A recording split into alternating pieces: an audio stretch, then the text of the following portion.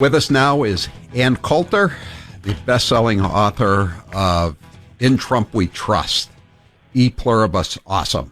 Did I get it right this weekend? Yes, you did. I'm so proud of you. Thank you. Thank you. Listen, a few stories to just bounce off you. Lawrence Mann, who's it turns out to be a Dominican national who's been deported twice, pleads guilty to federal fentanyl heroin charges. Here's another one. Immigrant arrested in bludgeoning death of NYU professor pleads self-defense. Okay. Wow. Yes, here's another one. Asylum seekers rape murder royals Germany. This is someone from Iraq came into the country and raped and murdered a 14-year-old girl. And just on Thursday in U.S. District Court here in Boston, a judge magistrate, formerly known as a clerk magistrate, as you know, Ann, released a 9 times deported Mexican, 3 times arrested for drunk driving, domestic abuser, drug dealer. ICE begged to release him to them for custody for deportation, and the judge, who used to be a public defender for a serial killer named Stevie Flemmi, cut him loose. Wow. Somebody's going to die. I mean, that incessant drunk driving, that isn't something that stops. And you'll know who to blame, the next child who's run over. Yes.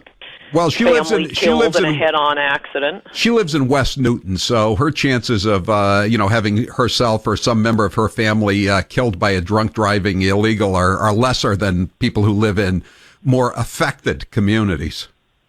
Yeah, well, liberals are happy to pay the cost of mass immigration because they're the ones who are never paying the cost. Right. Exactly. So, did you see about the Twitter CEO, Ann? You talk about political correctness running amok? Wait, he apologized for eating at Chick-fil-A? Yeah. Why do we hate Chick-fil-A again? I can't keep the hatred straight. They're Christians. They believe in traditional marriage. Oh, okay, thank you. That cuts right to the chase. And I think too, they don't open on Sunday either. So in other words, they give they're committed to family values, right? They give their workers, all of them, 1 day off a week, right? Wow. And I mean, who would care, apologize for what you want to apologize for, except that this is right at a time when, well, all social media, but Twitter in particular, is getting pretty aggressive about censoring particular viewpoints, not people who are going online or on Twitter, looking for underage kids to molest or looking for banks they can rob or homes they can burglarize, but just people, or even cursing or making personal insults of people. Only Twitterers with the wrong opinions are being either outright banned or shadow banned. I mean, I really loved this decision. I don't know if we talked about it before, but a federal court finding that Donald Trump could not block people on Twitter because Twitter is a public forum. So we have a federal court ruling that Twitter is, which I think it is, with or without this ruling. I was really hoping we could get a little farther down this line and get a lot of courts to hold that because they thought they were sticking it to Donald Trump before any of them realized, we just said Twitter's a public forum. We have to apply First Amendment rules to them now. But unfortunately, the New York Times is on to us.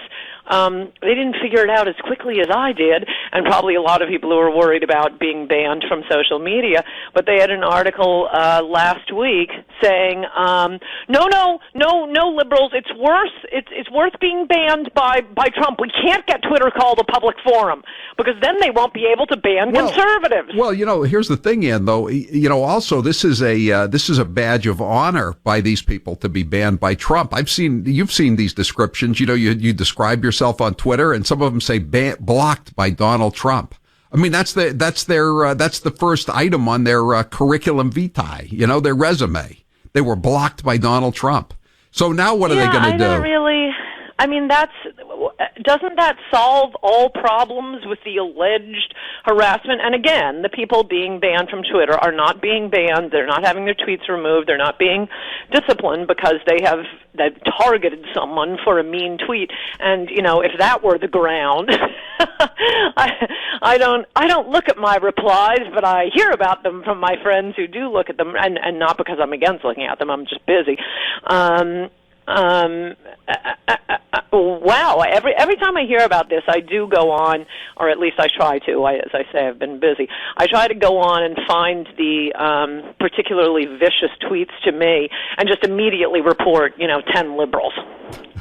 Hey, what about the New York Times? Which I wouldn't care about. I wouldn't do it. It's purely retaliatory. What about the New York Times standing by their reporter who was sleeping with her source, who was 35 years older than she was, and she's just getting all these handouts, and then she's tweeting out saying, "I think these leaks are coming from Trumpster lawyers," as she put them, and when she's getting them from her 35-year senior boyfriend, It reminds me once again. Thank you, Jeff Sessions. Maybe the president could lay off the one guy in the administration who's doing anything good. He's the one who busted her. Yeah, and apparently they've been running sting operations. That there's speculation. This is how they got Bloomberg on the Deutsche Bank fake news. This is how they got Brian Ross on the fake news about Flynn. They're putting out these fake stories just to see where they go, and they're bagging them one after another. And I got to believe, Ann, that the anti-Trump leaks are going to start drying up rather rapidly now that this guy Wolf is in the dock. Well, they really ought to throw the book at him. This is a serious matter, and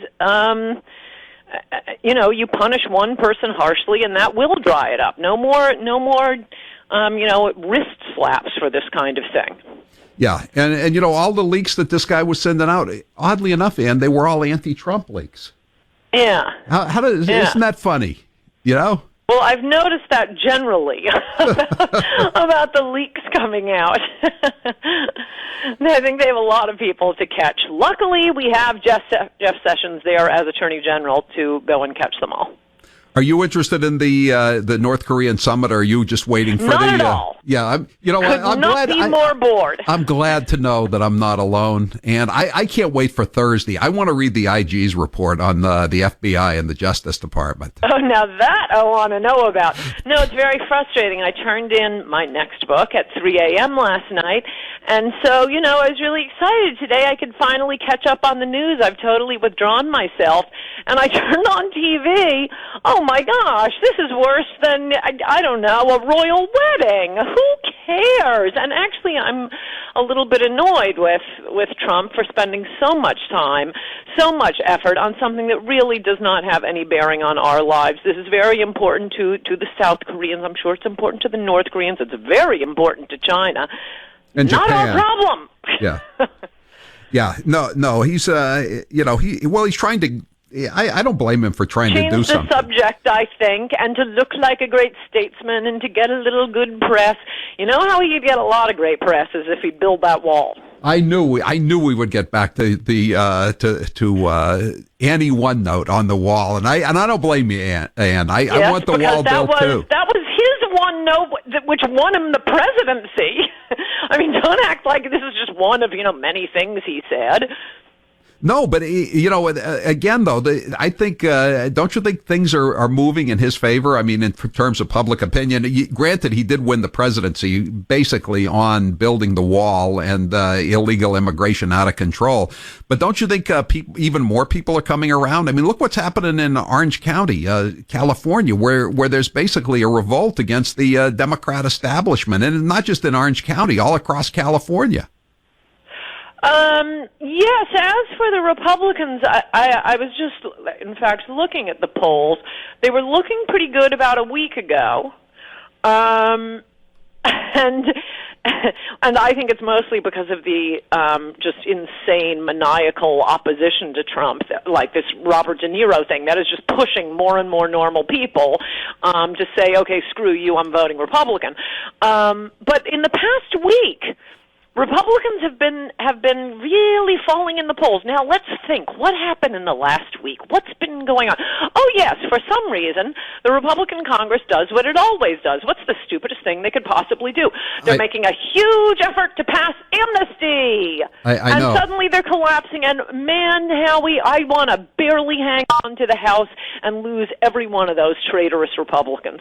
I am so sick of this 20 years from now, unless, I mean, as I say in Adios America, with this amnesty push until we get a wall, this is like what George Bush said about the terrorists. We have to be right. We have to be perfect every time. We have to keep fighting this same fight every term of Congress. They only have to win once, and then the country's over, and there's no point to anything you or I do. The country becomes California. It's over. They only have to be right, not right once, but they have to win once. We have to keep winning. We have to keep fighting the same battle. If we keep winning this battle, it looks like you and I will be talking about this on radio 20 years from now. There will be another effort by Republicans in Congress to push an amnesty after we've just elected a president who ran on promising to build a wall. I know. I watched Bob Goodlate, who's he's pretty good a guy on the Spygate scandal. He's the chairman of one of the committees in the House from Virginia, and he was on with Maria Bartiromo, and he was saying all the right things. He sounded like Devin Nunes, and then she says, "Oh, and what about DACA?" And all of a sudden, you're right. He sounded like Luis Gutierrez. I couldn't take it. I had to turn it off.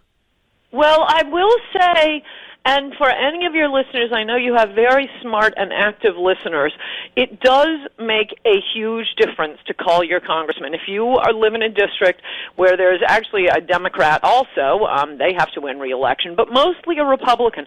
So many of my friends who have never called Congress before, well, let me say a handful of them, I haven't talked to that many since I've been working on the book, but they've told me they have Republicans and they vote for Republicans in vulnerable districts, and one of my friends just told me, I just got off the phone with him, he called up and said, very politely, I don't want to take a lot of your time, but if Faso votes for this bill, not only will I vote against anyone or for anyone running against him, I will never vote for him again. I've never called an office before, and I have a lot of friends who aren't going to bother calling you, and they're going to do the same thing.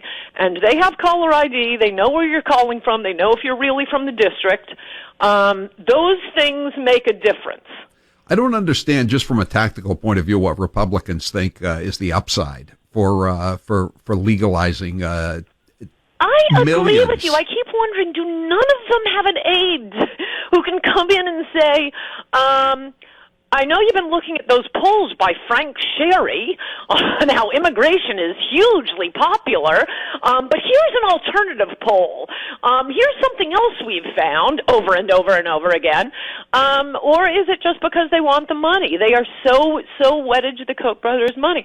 As I was saying last week on Lou Dobbs, whenever we get to this precipice, which we have to get to, every term of Congress, are they going to destroy the country? Just over and over and over again. I'm getting to the point that now I'm just thinking, okay, well, if they wreck the country, since they're gonna do it one of these times if we don't get a wall. What fun will I have in life anymore? And I have a few things that I'm going to enjoy.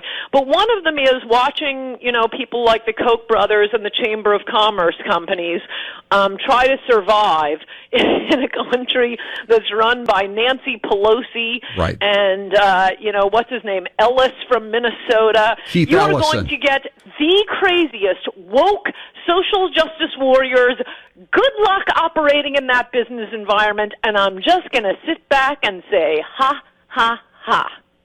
Well, bitter tears of laughter, Ann. Bitter tears. I'd prefer to save the country. All right. Ann Coulter, congratulations on finishing your book. We'll talk more about it next week or the week after when we get back with you. But thanks for being with us here on the Howie Carr Show. Good to talk to you, Howie. Bye-bye.